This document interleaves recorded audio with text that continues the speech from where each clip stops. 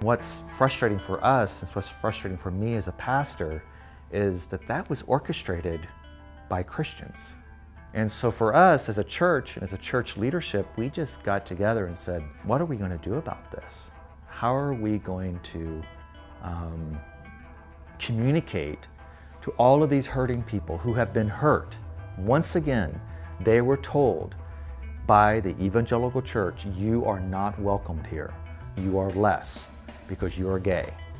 And even though they will not own that, right? They won't say that. That is exactly the message that was carried out. So we decided as a church we would do something about it.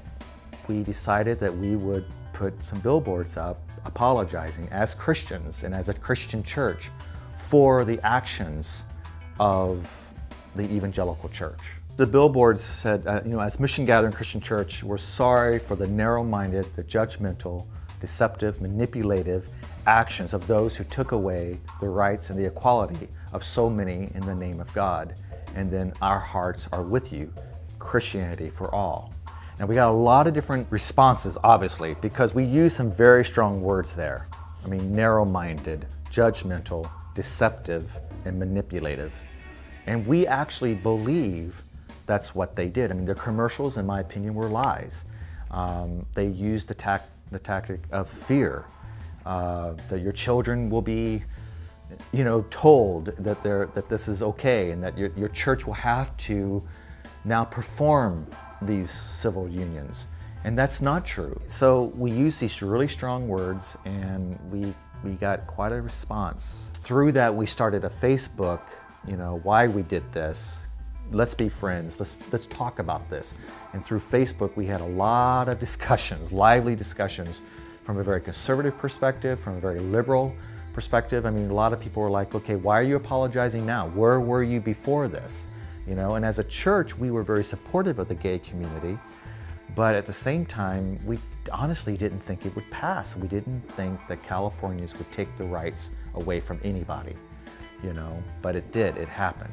So we got hit from both sides, super conservative or the conservative, and the super liberal. But we just felt like, from our hearts, our hearts are with you. We're sorry this took place, and we want to let you know that you're loved, and we're sorry this took place.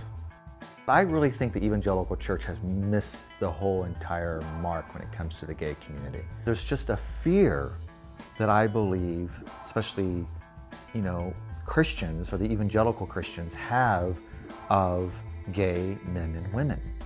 And so we've made this the splitting point of our denominations, of families. We've watched so many gay and lesbian men and women commit suicide because they just could not get that one word from the church, love. We love you, and we've totally missed the mark on it. Honestly, we have to ask ourselves, the church endorsed slavery. It did. They used scriptures for slavery. And we know now, we'd look back and go, that was crazy.